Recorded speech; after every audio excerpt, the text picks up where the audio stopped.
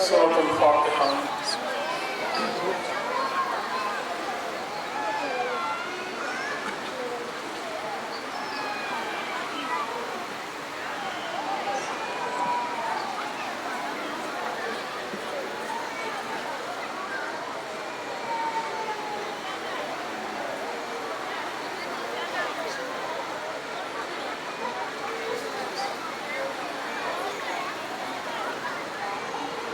ما شاء الله لا حول ولا قوة إلا بالله العلي العظيم. أعوذ بالله السميع العليم من الشيطان الرجيم. بسم الله الرحمن الرحيم. الحمد لله الذي هدانا لهذا وما كنا لنهتدي لولا أن هدانا الله. لقد جاءت رسل ربنا بالحق. ثم الصلاة والسلام والتحية والإكرام على سيد أسلم في الوجود ونقطة دائرة الوجود وصاحب لواء الحمد والمقام المحمود حبيبنا وطبيب قلوبنا وشفيع ذنوبنا أبي القاسم محمد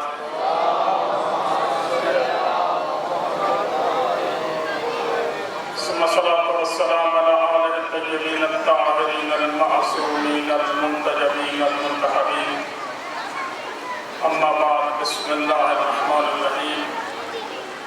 ومن آياته خلق السماوات والأرض واختلاف ألسنتكم وألوانكم إن في ذلك لآيات للعالمين. صلوات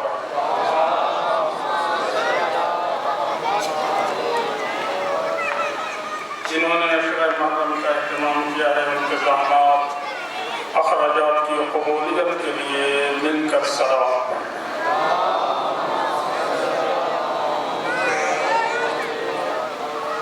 جو حاضرین اس وقت مجلس اعلیٰ میں شریک ہیں، ان کے لیے مقاصد کی برابری کے لیے صلوات۔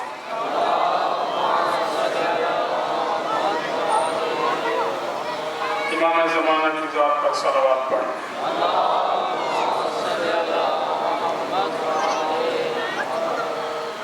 پروردگار سے دعا ہے کہ جو مریض ہیں انہیں اللہ شفائے کاملہ عطا فرمائے۔ بالاخص محمد احسن بچہ جو مریض ہے، یا اللہ اسے شفائے کاملہ عطا فرمائے۔ حاضرین میں اگر کوئی مریض ہے اسے شفائے کاملہ عطا فرمائے۔ گھر میں، ہسپتالوں میں جو مریض ہیں انہیں شفائے کلی عطا فرمائے۔ بالاخص اس وبائی مرض کا خاتمہ فرمائے۔ یا اللہ جو ان کا شکار ہو گئے ہیں انہیں صحت کاملہ عطا فرمائے۔ مل کے صلوات پڑھیں۔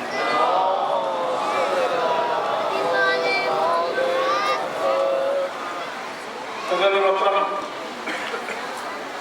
پہلے میں بات کرتا چلوں SOPs کے حوالے سے۔ یہ جو اللہ کی طرف سے آزمائش آئی ہوئی ہے، اس کا کوئی پتہ بھی نہیں ہے کب ختم ہونے والی ہے، لیکن انسان کے لیے اللہ نے احتیاط کا حکم ضرور دیا ہے۔ انسان خود تو اپنا ذمہ دار ہے، اس میں کوئی شک نہیں ہے کہ وہ ہو سکتا ہے احتیاطی بھی کرے، لیکن اگر کسی کو یہ خدا نخواستہ اس سے ٹرانسفر ہو جاتا ہے تو وہ اس کا ذمہ دار ہے کہ اس نے آگے کیوں یہ لوگوں تک پہنچایا۔ اگر یعنی کسی کو بچانا واجب ہے، اس لیے کوشش کیا کریں، اس پہ عمل کریں جیسا انتظامیہ کہتی ہے۔ شرعاً اور اخلاقاً یہ وجوب کی حد تک ہے کہ اپنے کو بھی بچائیں اور دوسروں کو بھی بچائیں۔ بہرحال میرا فرض بنتا ہے کہ میں آپ کو یہ نصیحت کروں، مل کے صلوات پڑھنے میں آواز کروں۔ عزت مطلب خالق کائنات ارشاد فرما رہا ہے کہ میری نشانیوں میں سے زمین و آسمان کی خلقت میری نشانی ہے، تمہارے زبان کا مختلف ہونا بھی میری نشانی ہے، تمہارے رنگوں کا مختلف ہونا بھی میری نشانی ہے۔ ہر کوئی اسے نہیں سمجھ سکتا، سمجھے گا فقط وہی جس کے پاس علم ہوگا، اور اگر علم نہیں ہوگا تو وہ نشانی کو سمجھنے سے قاصر رہے گا۔ عزیزان محترم، الرسول فضلنا بعضهم علی بعض، ہم نے بعض رسولوں کو بعض رسولوں پہ فضیلت عطا کی، یعنی رسول بھی آپس میں برابر نہیں ہے، نبی بھی آپس میں برابر نہیں ہے۔ اللہ کسی کو نبی بناتا ہے اور کسی کو ساتھ رسول بھی بناتا ہے اور کسی کو ساتھ امام بھی بناتا ہے، کسی کے پاس تینوں عہدے ہوتے ہیں، کسی کے پاس ایک عہدہ ہوتا ہے، لیکن یہ ہمارے نبی کی منزل ہے کہ میرا نبی نبی بھی ہے، رسول بھی ہے، امام بھی ہے، یعنی تینوں عہدے میرے نبی کو اللہ نے عطا کیے ہیں۔ اور وحی کی بھی ڈھیر ساری قسمیں ہیں، وقت کے دامن میں گنجائش نہیں ہے، کوشش میں ہوں کہ کم وقت میں آپ تک کچھ پہنچا سکوں۔ وحی کی پہلے تاریخ سن لیں، وحی کہتے کسے ہیں؟ وحی کہتے ہیں کہ جب دو آدمی آپس میں بات کر رہے ہوں، تیسرا اسے نہ سن سکے، تیسرا اسے نہ سن سکے، اسے وحی کہتے ہیں۔ جب نبی پر وحی نازل ہوتی تھی، حضرت جبرائیل آتے تھے تو اب فرشتہ اور نبی کے درمیان بات ہو رہی ہوتی تھی، کوئی اور اسے نہیں سن سکتا تھا۔ پھر نبی آگے ٹرانسفر کرتے تھے، بات کرتے تھے کہ مجھ تک یہ وحی پہنچائے۔ البتہ مولا کائنات ارشاد فرماتے ہیں کہ کیوں ہی کس طرح وحی آتی تھی، نبی بعین ہی وہی مجھ تک پہنچا دیتے تھے، اور اس سے پھر باب علم کھلتے رہتے تھے۔ حضرت موسیٰ کی طرف وحی کی قسمیں ہیں، بعض یہ ہے کہ فرشتہ اترتا ہے، بعض وحی ہوتی ہے خواب کے ذریعے۔ ہمارا اور آپ کا خواب حجت نہیں ہوتا، یہ بھی میں بتاتا چلوں آپ کو۔ خواب ہے نا تو حجت نہیں ہے، جس پہ کوئی حکم نہیں لگ سکتا، لیکن نبی کا خواب حجت ہوتا ہے۔ جیسے حضرت ابراہیم نے خواب میں دیکھا میں بیٹے کو ذبح کر رہا ہوں، تو یہ وحی خدا تھی، اس وحی کے مطابق حضرت ابراہیم نے کام کرنا تھا۔ حضرت موسیٰ کے ساتھ اللہ نے ڈائریکٹ بات کی، کہ حضرت موسیٰ کا کمال کی وحی ہے کہ ڈائریکٹ بات اللہ کر رہا ہے، جس پہ میں انشاءاللہ آئندہ مجالس میں ذکر کروں گا تفصیل کے ساتھ۔ لیکن اتنا عرض کرتا چلوں کہ کیا منزل ہوگی، کیا مرتبہ ہے کہ روزانہ جاتے تھے کوہ طور پہ اور اللہ سے بات کیا کرتے تھے۔ تھوڑا سا فکر میں ڈوب کے سوچیں، ایک مرتبہ ہوتا ہے کہ آپ ایس ایف او سے بات کرتے ہیں، پھر ڈپٹی سے بات کرتے ہیں، جو مرتبہ بڑھتا چلا جاتا ہے تمہاری توجہ بھی بڑھتی چلی جاتی ہے، وہ کیا منزل ہوگی جس کے ساتھ رب بات کر رہا ہوگا۔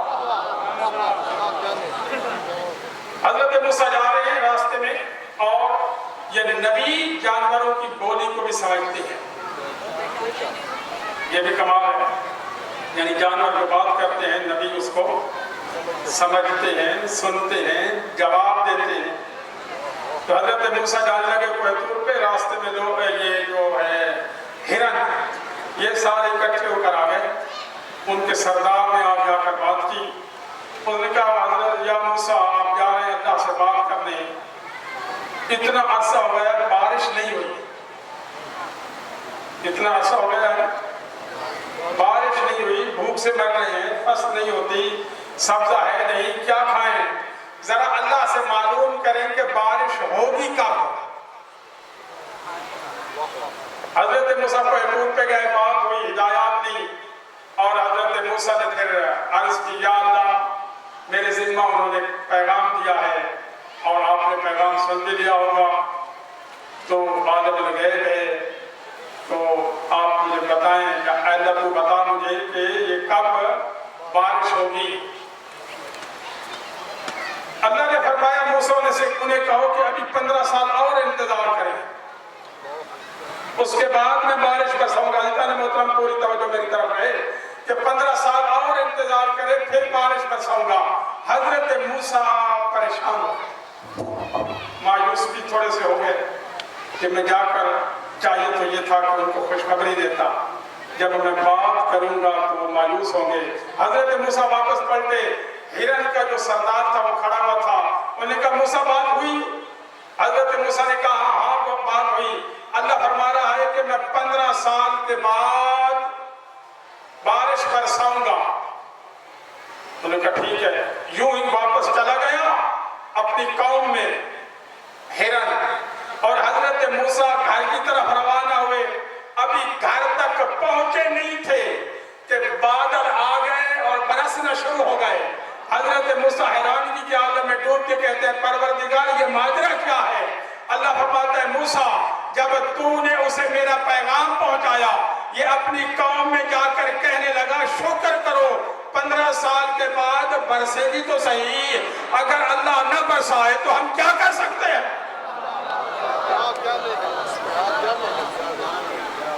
اے موسیٰ مجھے اس کا یہ جواب اپنی قوم سے اتنا پسند آیا ہے کہ میں نے اسی وقت بارش برسانا شروع کر دی ہے. مطلب عرض کرنے کا یہ ہے کہ اللہ کی رضا پہ راضی رہیں اور پھر اس کے قریب مل کے صلوات پڑھنے والا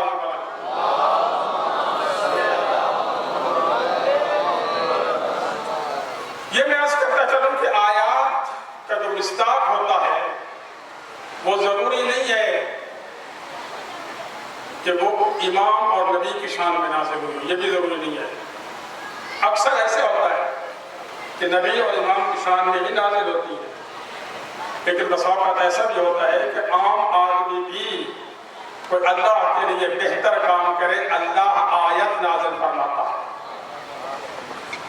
اللہ فرما رہا ہے وَاللَّيْلِ إِذَا يَغْشَىٰ وَالنَّهَارِ إِذَا تَجَلَّىٰ وَمَا خَلَقَ الذَّكَرَ وَالْأُنثَىٰ إِنَّ سَعْيَكُمْ لَشَتَّىٰ فَأَمَّا مَنْ آتَىٰ وَاتَّقَىٰ وَصَدَّقَ بِالْحُسْنَىٰ فَسَنُيَسِّرُهُ لِلْيُسْرَىٰ. اللہ فرما رہا ہے مجھے قسم ہے رات کی جب وہ ہر شے کو ڈھانپ لیتی ہے اور مجھے قسم ہے دن کی جب وہ ہر شے کو روشن کر دیتا ہے. مجھے قسم ہے اپنی ذات کی کہ میں نے تمہیں اکیلا پیدا نہیں کیا. دنیا کی ہر شے میں نے جوڑا جوڑا پیدا کی ہے. اللہ فرماتا ہے اِنَّ سَعْيَكُمْ لَشَتَّىٰ تمہاری کوشش اللہ کی راہ میں مختلف ہے. جب تمہاری کوشش مختلف ہے اللہ فرما رہا ہے میں جزا بھی مختلف دیا کروں گا. فَأَمَّا مَنْ آتَا وہ جو اللہ کی راہ میں عطا کرتا ہے وَاتَّقَىٰ اور عطا کرنے میں ریاکاری نہیں کرتا اس کے اندر تقویٰ ہی تقویٰ ہوتا ہے. وَصَدَّقَ بِالْحُسْنَىٰ اور میرے رسول کی بات کی تصدیق کرتا ہے فَسَنُيَسِّرُهُ لِلْيُسْرَىٰ اللہ فرما رہا ہے میں عن قریب اس کے لیے جنت کے راستے آسان بنا دوں گا. اللہ توجہ ہے. آیت سمجھے آپ نے آیت کا شان نزول کیا ہے کس پہ نازل ہوئی کیسے کیوں نازل ہوئی. کبھی قرآن کے قریب اور ہونے کی کوشش کریں جو اللہ نے قرآن مجید میں جو اثر رکھا ہے کسی اور زبان میں اللہ نے اتنا اثر نہیں رکھا کیونکہ اللہ کا خود کلام ہے. وَاللَّيْلِ إِذَا يَغْشَىٰ یہ قسم کب کھائی جاتی ہے؟ پہلے تو یہ بات ہے کہ قسم کب کھائی جاتی ہے جب مد مقابل کو یقین دلانا. آپ بھی قسم کھاتے ہیں بچے بھی قسم کھاتے ہیں ہاں جی بزرگ بھی قسم کھاتے ہیں. البتہ قسم کھانے کا معیار شخصیت کے اعتبار سے بڑھتا چلا جاتا ہے. ایک مرتبہ بچہ قسم کھاتا ہے ایک مرتبہ بزرگ قسم کھاتا ہے ایک مرتبہ عالم قسم کھاتا ہے ایک مرتبہ ولی قسم کھاتے ہیں ایک مرتبہ امام قسم کھاتا ہے ایک مرتبہ نبی قسم کھاتا ہے اور ایک منزل ایسی آتی ہے کہ جب تمہارا رب قسم کھاتا ہے. اللہ فرماتا ہے مجھے قسم ہے رات کی مجھے قسم ہے دن کی مجھے قسم ہے اپنی ذات کی. تمہاری کوشش مختلف ہے. جب تمہاری کوشش مختلف ہے تو جزا بھی مختلف ہوگی. یہ مت سمجھا کرو کہ اگر کوئی 1 گھنٹہ مجلس میں بیٹھے اجر اتنا جو 2 گھنٹے بیٹھے اجر اتنا نہ. یہ عدل الہی کے خلاف ہے. ہم اسی لیے توحید کے بعد اصول دین میں سے دوسرا عدل کہتے ہیں کہ اللہ جو بھی فیصلہ فرمائے گا عدل کے ذریعے کرے گا. یہ آیت کیسے نازل ہوئی کیسے حضور بیٹھے ہوئے ہیں رسول پاک تشریف فرمائے سارے صحابہ سامنے بیٹھے ہوئے ٹوٹل جتنے بیٹھے ہوئے رسول کی زیارت فرما رہے ہیں. توجہ بڑا کمال کا یہ چھوٹا سا واقعہ ہے اس کے اوپر میں لے جاؤں گا انشاءاللہ. بیٹھے ہوئے ایک شخص آیا غریب, یا رسول اللہ میرا ایک مسئلہ ہے وہ حل کریں. رسول فرماتے کیا مسئلہ ہے؟ کہ میں غریب آدمی ہوں, میرا جو ہمسایہ ہے وہ امیر ہے, اس کے گھر کھجور کا درخت ہے اور کھجور کے درخت کی ٹہنیاں میرے صحن میں لٹکی ہوئی ہیں, وہ کھجور گرتی ہے, میرے بچے اٹھا لیتے ہیں, یہ آ کر میرے بچوں کو مارتا ہے, اور کبھی کبھار تو ایسا بھی ہوتا ہے کہ یہ منہ میں جو کھجور ہوتی ہے وہ بھی نکال لیتا ہے. یا رسول اللہ میرے دل کو تکلیف ہوتی ہے, میں آپ کی بارگاہ میں حاضر ہوا ہوں, یہ میرا مسئلہ حل کرائیں, اسے منع کریں تاکہ یہ ایسی حرکت نہ کرے. رسول نے فرمایا اسے بلاؤ. وہ آ گیا. رسول فرماتے ہیں یہ مسئلہ ایسے ہی ہے؟ کہنے لگا بالکل ایسے ہی ہے. رسول فرماتے ہیں تو ایسا کیوں کرتا ہے؟ کہنے لگا میری ملکیت ہے کھجور, تو میں مالک ہوں, میری ملکیت ہے, میری مرضی جو کروں. حضور فرماتے ہیں میں سفارش کرتا ہوں تو ایسی حرکت سے باز آ. یہ جو انسان حق درم ہوتا ہے نا جانے محترم, یہ اس وقت سے لے کر آج تک فطرت بھی ایک ہے, عادت بھی ایک ہے. اس لیے قرآن نے جانا ہے قیامت تک اگر فطرت اور عادت چینج ہوتی تو کتابیں بھی بدلتی رہتی. توجہ ہے نا, 1400 سال ہو گئے ہیں تو ابھی قرآن وہی ہے نا. اگر یہ چینج ہوتی فطرت یا عادت تو قرآن بدل جاتا نا. اللہ فرماتا ہے جو اس وقت کی حرکتیں کرتے تھے اب بھی کرتے ہیں. حضور نے فرمایا میں تم سے منع کر رہا ہوں کہ تم اس حرکت سے باز آئے. کہنے لگا میں باز نہیں آؤں گا. کیوں؟ کہ بڑی مہنگی کھجور ہے, میں بازار میں بیچتا ہوں. حضور نے فرمایا پھر میری ایک اور بات مان. توجہ کرو, کون بات کر رہا ہے؟ رحمت للعالمین. توجہ, سید الانبیاء. سفارش کون کر رہے ہیں؟ وجہ تخلیق کائنات. اب اس نے کہا کہ میں نہیں کروں گا. حضور فرماتے پھر میری ایک بات مان, تو ایسا کر یہ جو درخت ہے یہ اللہ کی راہ میں اس غریب کو دے دے. اس غریب کو دے دے. کہنے لگا میں یہ نہیں کرتا. رسول فرماتے ہیں پھر میری اور ایک پیکج لے لے, ایک پیکج میں آفر کرتا ہوں. کیا توجہ جانے مطلب کیا وصدق بالحسنی, میرے رسول کی بات کی تصدیق کرتا ہے. اللہ رسول فرماتے ہیں پھر ایسا کر تو یہ درخت اس غریب کو دے دے, اس کے بدلے جنت میں مجھ سے گھر لے.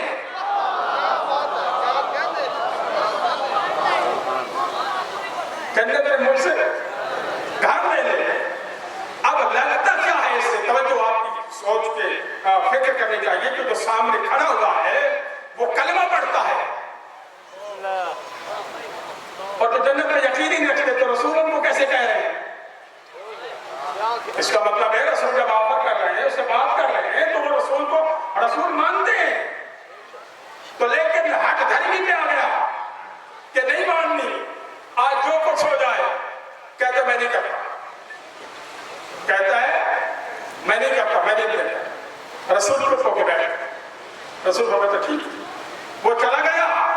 اتنی دیر میں اب سارے اللہ فرمانا ان سعیکم لشتیٰ, تمہاری کوشش مختلف. جتنے بیٹھے تھے سارے خاموش بیٹھے رہے. ابو دہدہ نامی صحابی کھڑا ہوا, یا رسول اللہ یہ جو پیکج جنت والا آپ نے دیا ہے یہ اسی کے ساتھ خاص تھا یا سب کے لیے ہے؟ رسول فرماتے ہیں بس رحمت للعالمین. رسول فرماتے ہیں کہ میں اب آفر کرتا ہوں سب کے لیے ہے جو اللہ کی راہ میں درخت جنت میں مجھ سے گھر لے. کھڑا ہو گیا, فوراً اس کے پاس پہنچا, اس شخص کے پاس, امیر کے پاس. کہنے لگا یہ مجھے درخت کا ہے, مجھے بیچ دے. کہنے لگا میں نے نہیں بیچنا. اس نے کہا میں منت کرتا ہوں تو بیچ دے. کہتا میں نہیں بیچتا. ایک دم اصرار بڑھتا گیا, تکرار بڑھتی گئی. اور آپ کو یہ علم ہے کہ جب چیز کی ڈیمانڈ بڑھ جائے اور چیز کم ہو تو قیمت بڑھ جاتی ہے. آپ نے ہمارے اپنے مسلمانوں کو نہیں دیکھا ماہ رمضان میں اللہ فرماتا ہے تو روزے داروں کے لیے کھانے جب ڈیمانڈ پڑتی ہے تو چینی غائب ہو جاتی ہے، اور پھر کہتے ہیں رسول کا کلمہ نہیں پڑھتے۔ عزیزان محترم توجہ چاہتا ہوں، رسول وہ شخص کہنے لگا کہ مجھے یہ درخت ہر صورت میں چاہیے۔ کہنے لگا اس کی قیمت دے لو گے؟ کہنے لگا کیا قیمت ہے؟ کہنے لگا اگر تم ضد کرتے ہو تو اس جیسے 40 درخت لوں گا، اس جیسے 40 درخت لوں گا۔ وہ کہنے لگا تم اپنی بات پہ پکے ہو؟ اللہ فرما رہا ہے میرے رسول کی بات کی تصدیق کرتا ہے، اسے یقین تھا کہ جنت میں گھر ملنا ہے۔ جب رسول فرما رہے ہیں اور جنت میں گھر ملنا ہے تو پھر ملنا ہے، تو پھر میں آج کیوں نہ بک کرا لوں جنت کا گھر؟ یہ 40 درخت تو کچھ بھی نہیں ہے۔ کہنے لگا پکی بات ہے؟ انہوں نے کہا بالکل۔ اس نے کب ایگریمنٹ تحریر کر 40 درخت میں فلاں قسم کے میں نے آپ کو دے دیے، یہ درخت مجھے چاہیے۔ درخت کے کاغذات تیار کر کے جلدی سے رسول کی خدمت میں پہنچا۔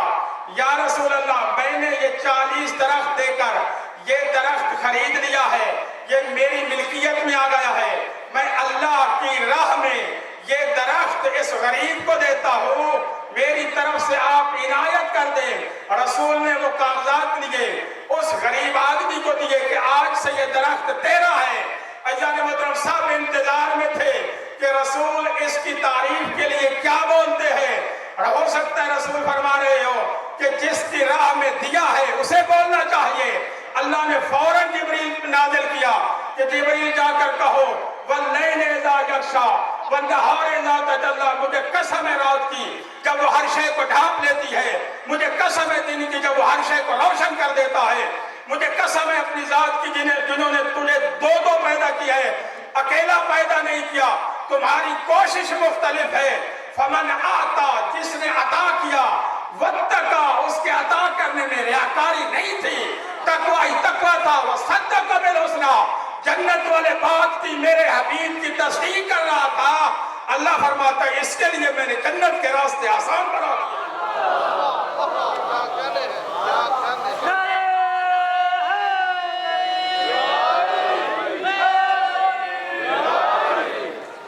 اللہ اکبر۔ ابو دیدہ نامی نے اسی وقت جنت سے گھر لیا اور گھر میں چلا گیا۔ توجہ ہے، ذہن آمادہ ہو گئے ہیں۔ کیا گیا تھا ایک درخت، توجہ ہے، قربان جاؤں عظمت حضرت خدیجہ کو کہ جنہوں نے ایک نہیں 80,000 اونٹ سرکولیٹ کرتے تھے۔ کتنے؟ 80,000 اونٹ تہران، عراق، یمن، شام، یہ سب کے سب اس پہ وہ چلتے تھے۔ توجہ جب اللہ فرمایا اما من بخل واستغنى، اور جس نے بخل کیا تھا، جس نے دیا نہیں تھا، واستغنى، اللہ فرماتا ہے بخیل ہوتا کیوں ہے؟ بخیل ہوتا کیوں ہے؟ واستغنى، وہ کہتا ہے میں کنجوسی کی وجہ سے امیر بن جاؤں گا، میں امیر بن جاؤں گا۔ اللہ فرماتا ہے کیسے یہ بدبخت ہے، کنجوسی بھی کرتے ہیں امارت کی خاطر۔ اللہ فرماتا ہے یہ تو مرضی پر منحصر ہے، جس کو چاہتا ہوں غریب کرتا ہوں، جس کو چاہتا ہوں امیر کرتا ہوں۔ یہ کون ہوتے ہیں؟ لیکن اللہ فرماتا ہے واستغنى، اس نے بخل کیا تھا، وَسَنُيَسِّرُهُ لِلْعُسْرَىٰ، میں نے اس کے لیے جنت کے راستے مشکل بنا دیے، یہ جنت میں نہیں جا سکتا۔ اب مولا فرماتے ہیں بات کرتا ہے، مولا فرماتے ہیں انسان کی 4 قسمیں ہیں، یا تو وہ کنجوس ہے، یا سخی ہے، یا لعیم ہے، یا کریم ہے، ان 4 کے علاوہ نہیں ہو سکتا۔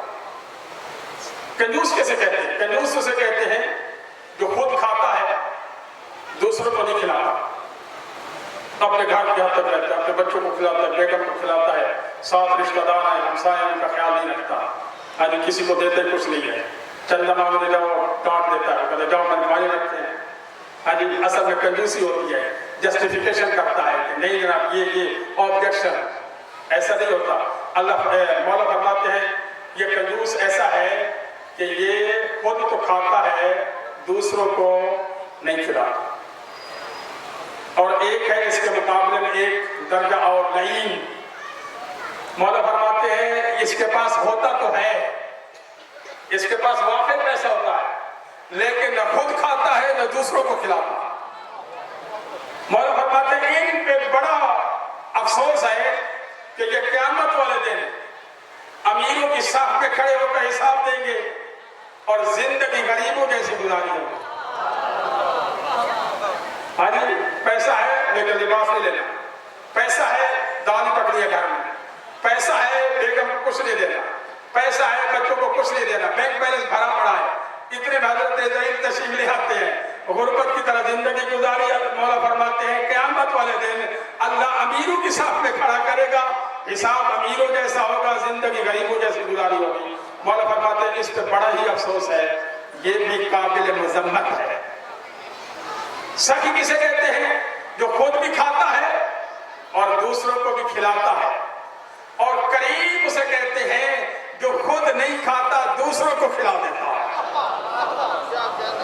اور آپ کے جتنے امام ہیں، ہمارے جتنے امام ہیں، سارے کے سارے کریم ہیں، خود نہیں کھاتے دوسروں کو کھلا دیتے ہیں۔ حضرت خدیجہ، توجہ چاہوں گا، 80,000 اونٹوں کی مالک، 400 یا 300 کریموں کی مالک، سونے اور چاندی کے ڈھیروں کی مالک، ایک مرتبہ بیٹھی انتظار کر رہی ہے کہ حضرت ابو طالب تک انڈائریکٹ پیغام پہنچتا ہے کہ میں محمد سے شادی کرنا چاہتی ہوں۔ انڈائریکٹ توجہ، اس واقعے سے تفصیل میں نہیں جاتا اس لیے کہ ٹائم بڑا کم ہے۔ حضرت ابو طالب نے حیرانی کے عالم میں کہا واقعہ ایسا پیغام آیا ہے؟ ان کی شخصیت پورے عرب میں بھاری تھی، اور اس نے اب بات آئیے کرتا تھا تو تھوڑا سا واقعہ بڑا خوبصورت واقعہ ہے۔ حضرت خدیجہ نے خواہش کا اظہار کیا کہ اب یہ رسالت کا اعلان رسالت نہیں ہوا تھا، کہ میں چاہتی ہوں کہ آپ میرا مال تجارت لے کر چلیں۔ حضرت ابو طالب بھی آ گئے، رسول بھی آ گئے، معاہدہ ہو رہا ہے۔ حضرت خدیجہ کہتی ہے جس ملک میں مرضی جانا چاہیں میں آپ کے حوالے کرتی ہوں مال۔ تو حضور نے شام کو پسند کیا، میں شام جا رہا، معاہدہ ہو گیا، ڈیل ڈن ہو گئی۔ جس دن حضور نے روانہ ہونا تھا، یہ حضرت خدیجہ کا ایک غلام ہے میسرہ نامی، میسرہ بندہ اچھا تھا، لیکن جب کوئی مقابلے پہ آ جائے تو یہ جو جیلسی ہوتی ہے نا، حسد، یہ دل میں بڑی پیدا ہوتی ہے۔ پہلے وہ سارا سامان تجارت لے کر جاتا تھا، اب بھی جا رہا تھا، لیکن حضرت خدیجہ فرماتی ہیں کہ ایسا کر، آج سے تو نے پیچھے چلنا ہے اور ابو طالب کے بھتیجے محمد نے آگے چلنا ہے۔ آپ ان کے آگے نہیں چل سکتے، آپ پیچھے چلیں گے۔ اب سارے اکٹھے ہو گئے تو میسرہ کو حضرت خدیجہ نے حکم دیا کہ اونٹ لے آؤ جن پہ سوار ہونا ہے۔ میسرہ نے یہ حرکت کی کہ جو اونٹ، جس اونٹ نے آج تک کسی کو سواری نہیں دی تھی، بڑا خطرناک تھا، اس کو لے کے آیا، اور اونٹ کی شہرت بڑی تھی۔ حضرت ابو طالب پہچان گئے۔ حضرت ابو طالب نے کہا کہ میسرہ یہی اونٹ آپ کو ملا تھا؟ ادھر ساتھ کھڑے تھے رسول، کہنے لگے چچا پریشان نہ ہو، اونٹ کو آنے دو۔ اونٹ جو ہی قریب آیا ہے، حضور نے اس کی گردن پہ ہاتھ رکھا۔ اونٹ جانتا تھا کہ میرے اوپر ہاتھ کون رکھ رہا ہے، فوراً اپنا سر حضور کے قدموں میں رکھا اور اپنی زبان میں کہا، اسی تو انتظار میں تھا، میں کسی کو سواری نہیں دے رہا تھا۔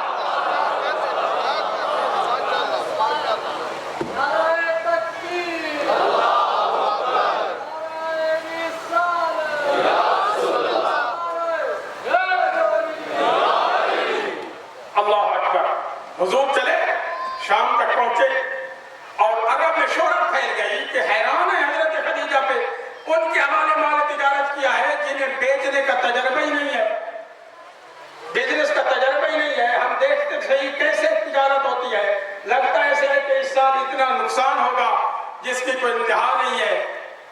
حضور فرماتے ہیں تجارت تجربے سے نہیں ہوتی، ایمانداری ईमानदारी سے ہوتی ہے. جتنا تاجر ایماندار ہوگا اتنی تجارت میں برکت ہوگی.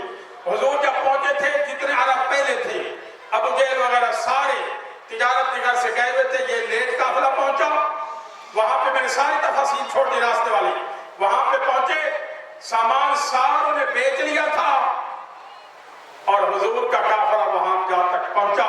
حضور نے فرمایا تم آرام کرو, صبح ہم مارکیٹ میں اپنا مال پیش کریں گے.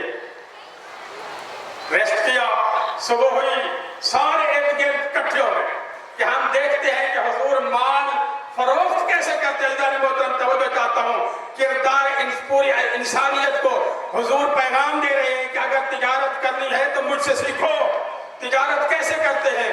اب وہ جو ڈیلیگیشن آیا تھا اس نے کہا کہ یہ ہمیں مال چاہیے. کون ہے مالک؟ حضور آگے بڑھے. حضور نے فرمایا میں بیچنا ہے.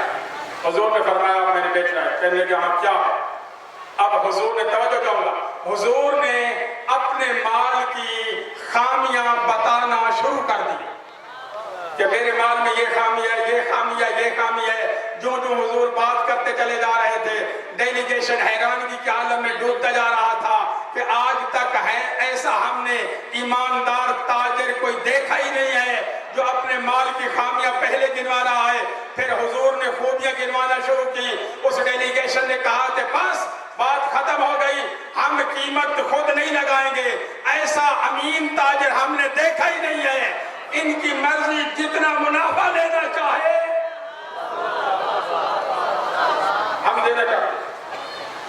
ہم دینا چاہتے ہیں. حضور نے منافع, یہ تاریخ کے لفظ ہے کہ اس عرصے میں اتنا منافع اسے حاصل حضرت خدیجہ کو حاصل نہیں ہوا تھا جتنا اس سال حاصل ہوا تھا. اونٹ راستے میں مر جاتے تھے, بیمار ظاہر بڑا لمبا سفر تھا. یہ پہلی مرتبہ تھا کہ ہر اونٹ پہلے سے زیادہ صحت مند تھا. اللہ فرما رہا ہے میرے نبی تجارت کی گھر سے آئے, ہر شے ٹھیک رہنی چاہیے. اور پھر جب شادی کا معاملہ ہوا, شادی ہو گئی, میں شادی نہیں پڑھنا چاہتا لیکن ایک بات کرنا چاہتا ہوں. حضور پریشانی کے عالم میں گھر میں داخل ہوئے. حضرت خدیجہ کہتے ہیں یا رسول اللہ کیا مسئلہ ہے؟ کہنے لگے کہ مسئلہ یہ آ گیا ہے کہ میرے اوپر جو ایمان لانا چاہتے ہیں ان کا تعلق زیادہ تر غربا سے ہے یا غلاموں سے ہے. ہر کوئی قرض میں ڈوبا ہوا ہے, غلام بنا ہوا ہے. میں کیسے, وہ کلمہ تو پڑھنا چاہتے ہیں لیکن کلمہ پڑھ نہیں سکتے. حضرت خدیجہ کہتی ہے فوراً حکم دیا کہ جتنا میرا مال ہے درہم و دینار سارا اکٹھا کر دیا. سارا اکٹھا کیا. یہ وہ لفظ ہے جب کہا جاتا ہے کہ حضرت خدیجہ کا مال اتنا تھا جس کے سائے میں اونٹ چھپ جاتا تھا, یہ اس وقت اکٹھا ہوا ہے. اتنا ڈھیر لگا ہے کہ دوسری جانب اگر اونٹ بیٹھتا تو نظر نہیں آتا تھا. حضرت خدیجہ کہتے ہیں یا رسول اللہ بلائیں جس کا قرض ہے وہ یہ مال اٹھائے اور دیتا چلا اور کلمہ پڑھتا چلا. نہ جانے کتنے لوگوں نے کلمہ پڑھا, اندازہ کریں کتنے لوگوں نے. درہم و دینار سارے کے سارے ختم ہو گئے. اب رسول نے ایک تاریخی جملہ استعمال فرمایا. حضور فرماتے ہیں اس دنیا میں ہر ایک پہ میرا احسان ہے. حضرت خدیجہ وہ ہستی ہیں جن کا مجھ پہ احسان ہے.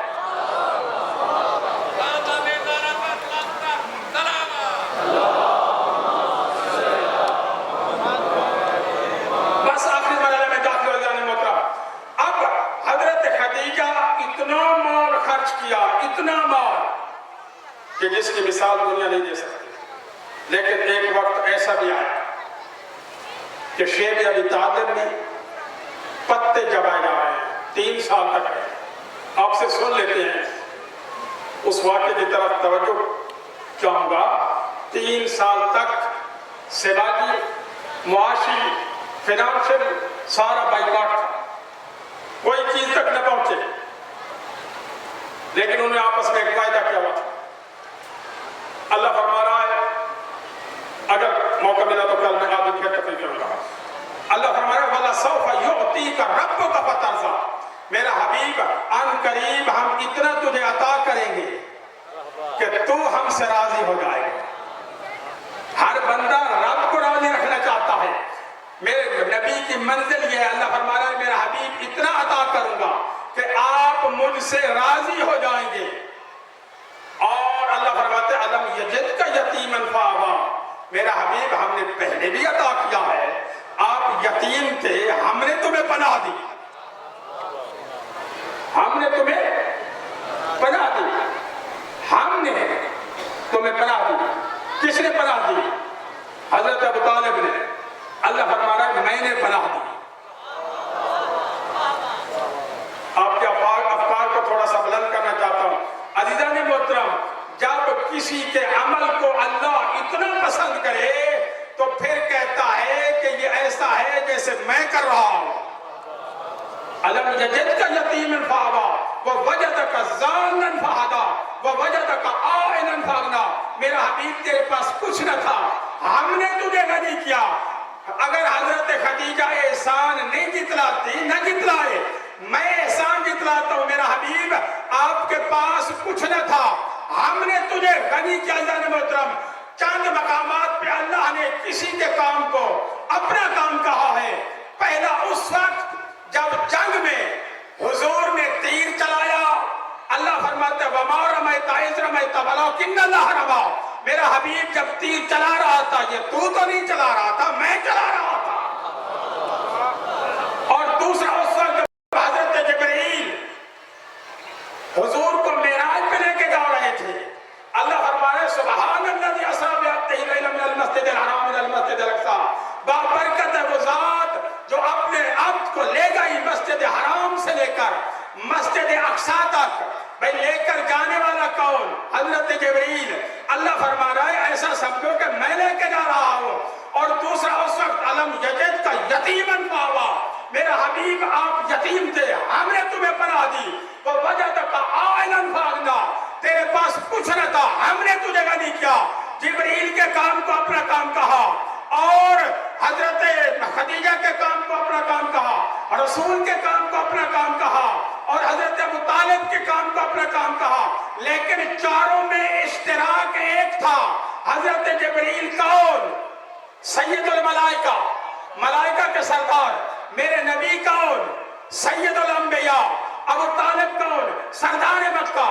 حضرت خدیجہ کون؟ ملکۃ العرب۔ عزیزان محترم، آج مسئلہ حل کر کے جا رہا ہوں۔ بھئی حضرت موسیٰ نے جب فرعون کے خلاف بغاوت کی، فرعون نے کہا موسیٰ میں نے تمہیں پالا نہیں ہے، آج میرے خلاف بغاوت کر رہے ہو۔ بھئی اللہ کو کہنا چاہیے تھا کہ فرعون یہ تو نے نہیں پالا، میں نے پالا ہے۔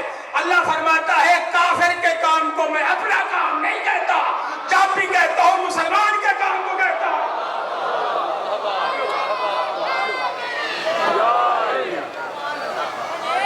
اللہ اکبر۔ چاروں میں ایک شے اشتراک تھی کہ وہ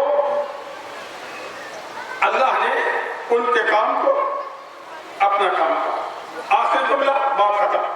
اللہ فرما رہا ہے وَصَدَّقَ بِالْحُسْنَىٰ، جو میرے نبی کی بات کی تصدیق کرتا ہے اس کے لیے اللہ جنت کے راستے آسان بناتا ہے۔ آپ تھوڑا سا اندازہ کریں علی کی منزل کا۔ رسالت کی بات کی تصدیق کرنا اور ہے، اور خود رسالت کی تصدیق کرنا، یعنی اللہ کی کائنات میں سب سے بڑی نعمت رسالت۔ اللہ فرماتا ہے یقول الذین کفروا لست مرسلا قل کفی باللہ شہیدا بینی و بینکم ومن عندہ علم الکتاب، میرا حبیب ان کفار سے کہہ دو کہ میں اللہ کا رسول ہوں، میری گواہی کے لیے، رسالت کی گواہی کے لیے ایک اللہ کافی ہے، ایک وہ جس کے پاس پوری کتاب کا علم موجود ہے۔ اتنی دیر میں حضرت ابو طالب کا بیٹا علی ابن ابی طالب برآمد ہوئے، صحابہ ساتھ بیٹھے ہوئے تھے، رسول نے اشارہ کر کے فرمایا یہ جو تشریف لا رہے ہیں ان کے پاس پوری کتاب کا علم ہے، میری رسالت کا گواہ ہے۔ اللہ بس اللہ محترم، اسی خاندان رسالت نے ہر منزل پہ اس دین کی بقا کے لیے قربانیاں دی۔ آج اس ہستی کا ذکر کرنا چاہتا ہوں جس کی وجہ سے کربلا میں یہ قافلہ پہنچا۔ شب عاشور ہوئی، لشکر بڑھ رہا تھا خیام حسینی کی طرف. مولا فرماتے ہیں عباس ان سے کہو کہ آج کی رات مجھے مہلت ہے. میں سمجھتا ہوں کہ مولا نے یہ جو مہلت دی تھی نا، مولا کو ایک شخص کی انتظار تھی کہ میں اسے جہنم سے بچا لوں. توجہ چاہوں گا، یہ مولا حسین کی جتنی کوشش تھی اپنی امت کو جہنم سے بچانے کے لیے تھی. کہیں ایسا نہ ہو کہ نانا کی امت جہنم میں جائے. اور مولا حسین نے ایک تاریخی جملہ ارشاد فرمایا ہے، جب قوم اشقیاء سے خطاب فرمایا ہے نا، آخری خطاب، مولا فرماتے ہیں دیکھو میں نے کوئی دین میں تبدیلی کی ہے، تم میرے قتل پہ درپے ہو گئے ہو. میں نے تو نانا کے دین میں کوئی تبدیلی نہیں کی. دوسری بات، میں نے کوئی آپ کو نقصان پہنچایا ہے. تیسری بات، مولا فرماتے ہیں میری نصیحت تمہارے اوپر اثر کیوں نہیں کرتی. بڑا تاریخی جملہ ہے عزیزان محترم، تاریخی فرمان.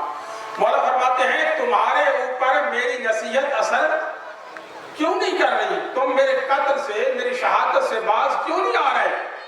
اب چند منٹ میری طرف دیکھ لیں، بس ختم. کیوں نہیں کر رہے؟ مولا نے پھر تاریخی جواب خود دے دیا. مولا فرماتے ہیں مجھے علم ہے کہ تمہارے شکم کے اندر مال حرام جمع ہو گیا ہے، اور جس شکم میں مال حرام جمع ہو جائے اس پہ نصیحت اثر نہیں کرتی. شب عاشور ہوئی عزیزان محترم، حضرت حر پہرے دے رہے تھے، ان کا بیٹا بھی ساتھ تھا. بیٹے نے کہا بابا میں نے آپ کو منع بھی کیا تھا کہ اس قافلے کو آپ کربلا میں نہ لے آئے، ذرا کان لگا کر خیام حسینی کی طرف آواز کو سنے. عزاداران حسین جو ہی انہوں نے سنا، چھوٹے چھوٹے بچے پیاس سے بلک رہے تھے، العطش کی صدائیں بلند ہو رہی تھی. حضرت حر کا بیٹا کہنے لگا بابا مجھے لگتا ایسے ہے کہ صبح کسی نے بھی نہیں بچنا، سارے بچے مارے جائیں گے، سارے بچے مر جائیں گے. حضرت حر کہتے ہیں بیٹا بڑی غلطی ہو گئی، اب کیا کروں. اس وقت بیٹے نے کہا بابا میری صلاح یہ ہے، میرا مشورہ یہ ہے کہ حسین کریم ابن کریم ہے، کریم باپ کے بیٹے ہیں، آپ کو معاف کر دیں گے. حضرت حر کہتے ہیں پھر ایسا ہے تو میرے ساتھ چل، میں مولا سے معافی مانگنا چاہتا ہوں. عزاداران حسین حر نے آنکھوں پہ پٹی باندھی، ہاتھوں پہ رسی باندھی اور چلے.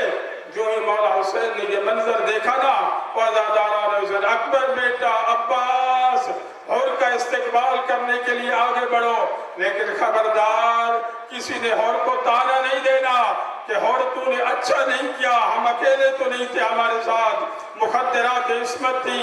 حر پہنچے قریب، مولا حسین نے جلدی سے سینے سے لگایا.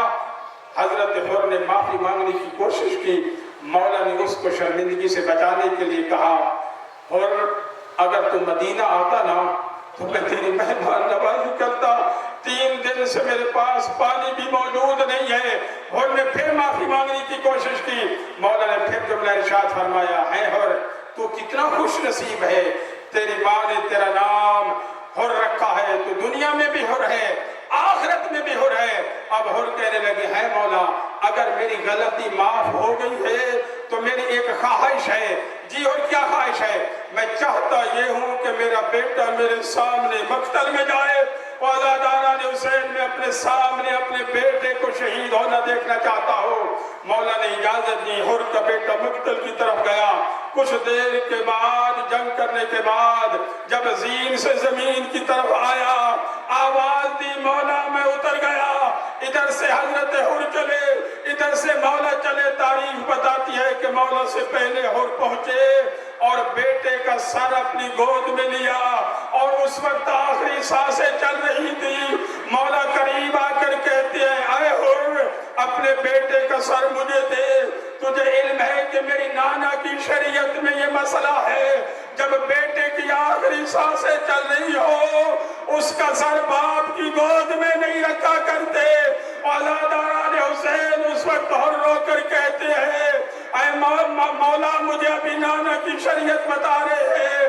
اور کچھ دیر کے بعد جب اکبر زین زمین سے زمین کی طرف آئے گا، ان کی آخری سانسیں ہوں گی، آپ کی گود میں ان کا سر ہوگا، اس وقت مولا